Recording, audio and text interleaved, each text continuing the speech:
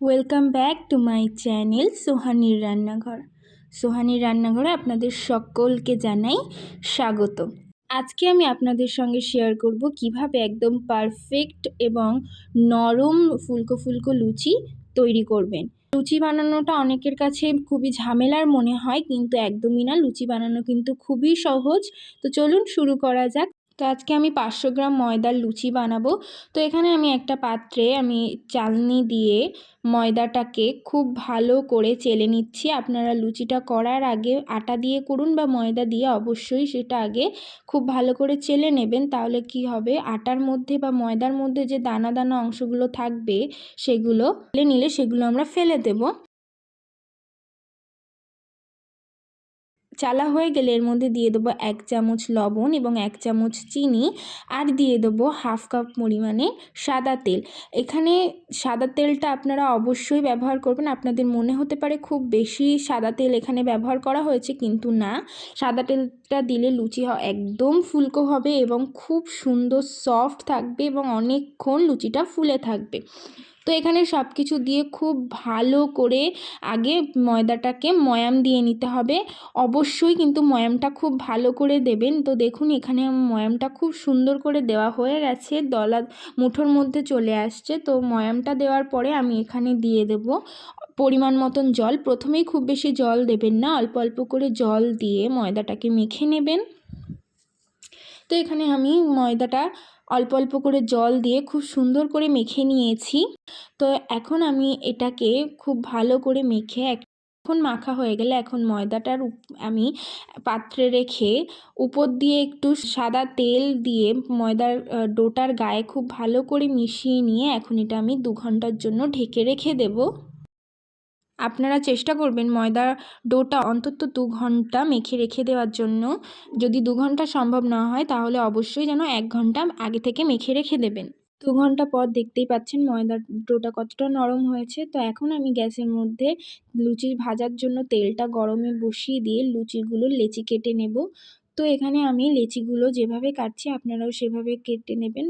ছোট সাইজের লেচি কাটবেন, খুব বেশি বড় করবেন না, তাহলে লুচিটা ভালো লাগে না দেখতে।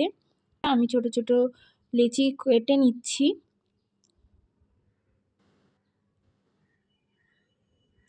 তো এখানে আমার লেচি কাটা হয়ে গেছে, এখন লুচিগুলো বেলে নেব। তো এখানে এখন আমি রুটি বেলনিতে লুচিগুলো বেলে নেব। তো লুচিগুলো আমি পাতলা করে বেলে নেব।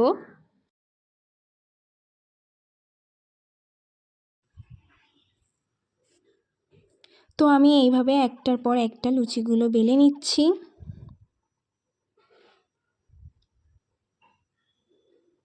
তো এখানে পরপর আগে লুচিগুলো আমি বেলে নেব। আপনারা লুচিটা বেলে কিন্তু একটার উপর আরেকটা লুচি রাখবেন না, তাহলে কিন্তু লুচিটা জড়িয়ে যাবে। আলাদা আলাদা জায়গায় রাখবেন। তো এইভাবে আমি একটার পর একটা লুচি বেলে নিচ্ছি। এখন এরপর আমি লুচিগুলো ভেজে নেব। আপনারা কিন্তু লুচিটা তেলে দেওয়ার আগে অবশ্যই একবার হাত দিয়ে চেক করে নেবেন যে তেলটা যেন খুব বেশি গরম না হয়ে যায়, আবার খুব বেশি হালকা গরমও না হয়। মিডিয়াম টেম্পারেচারে যেন তেলটা গরম থাকে, নাহলে কিন্তু লুচিগুলো ফুলবে না। তো লুচিটা দিয়েই দেখতে পাচ্ছেন আমি একটা ছোট চামচ দিয়ে লুচিটাকে অল্প অল্প করে ওর উপরে তেল দিয়ে লুচিটাকে ভেজে নিচ্ছি। তো দেখতেই পাচ্ছেন কত সুন্দর লুচিটা ফুলেছে। তো এইভাবে আমি আবারও আরেকটা লুচি তেলের মধ্যে দিয়ে দিয়েছি, দিয়ে আবারও সেই একইভাবে আমি একটা ছোট চামচ দিয়ে লুচিটাকে একটু হালকা চাপ দিয়ে দিয়ে ভেজে নেব। তো আপনারাও কিন্তু এইভাবে ভাজবেন, একটা লুচিও কিন্তু ফোলা থেকে মিস যাবে না। এটা 100% গ্যারান্টি আপনাদের লুচি অবশ্যই ফুলবে, যদি আপনারা আমি যে পদ্ধতিতে লুচিটা আজকে বানালাম সেই পদ্ধতিটা অনুসরণ করেন। তো এইভাবে আমি একটার পর একটা লুচিগুলো ভেজে নেব। সব কটা লুচিই কিন্তু দেখতে পাচ্ছেন খুব সুন্দর করে ফুলছে। আপনারাও চেষ্টা করবেন বাড়িতে এইভাবে বানানোর। আপনাদের প্রত্যেকের লুচিও কিন্তু খুব সুন্দর ফুলবে এবং অনেকক্ষণ ফুলে থাকবে এবং খুব নরম হবে। তো আমি এখানে অল্প অল্প করে ঝাঁঝরির চাপ দিয়ে দিয়ে লুচিগুলো ভেজে নিচ্ছি। আপনাদের মনে হতে পারে লুচি বানানো খুবই ঝামেলার কাজ, আপনাদের অনেকের হয়তো লুচি ফোলে না, তারা কিন্তু এই রেসিপিটি অবশ্যই ফলো করে বানাবেন। অবশ্যই কিন্তু সব কটা লুচি খুব সুন্দর ফুলবে। তো আমি এখানে একটার পর একটা লুচি ভেজে নিচ্ছি। দেখতেই পাচ্ছেন আমার কিন্তু সব কটা লুচি খুব সুন্দর ফুলছে। লুচিটা ভাজার সময় কিন্তু আপনারা অবশ্যই বারবার এটা খেয়াল রাখবেন যে তেলটা যেন অতিরিক্ত বেশি গরম না হয়ে যায়, তাহলে কিন্তু লুচিটা দেওয়ার সাথে সাথে লাল হয়ে যাবে এবং লুচিটা কিন্তু ফুলবে না। আবার যেন খুব বেশি ঠান্ডাও না থাকে, তাহলে কিন্তু লুচিটা খাস্তা হয়ে যাবে, তখনও কিন্তু লুচিটা ফুলবে না। তো লুচি ভাজার সময় অবশ্যই কিন্তু তেলের টেম্পারেচারটা আপনারা খেয়াল রাখবেন, যেন মাঝারি টেম্পারেচারে থাকে, তাহলে কিন্তু প্রত্যেকটা লুচি খুব সুন্দরভাবে ফুলবে। তো দেখুন আমার এখানে সবগুলো লুচি ভাজা কমপ্লিট হয়ে গেছে। তো দেখুন আমার লুচি বানানো আজকে রেডি। তো আপনাদের ভিডিওটি কেমন লাগলো সেটি অবশ্যই কমেন্ট করে জানাবেন।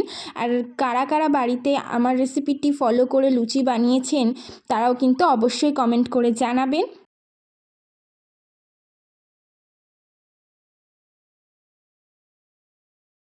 তো এখানে দেখতেই পাচ্ছেন লুচিটা কতটা সফট হয়েছে। তো আপনারা সবাই খুব ভালো থাকবেন, সুস্থ থাকবেন, সাবধানে থাকবেন। দেখা হচ্ছে আবার পরবর্তী ভিডিওতে।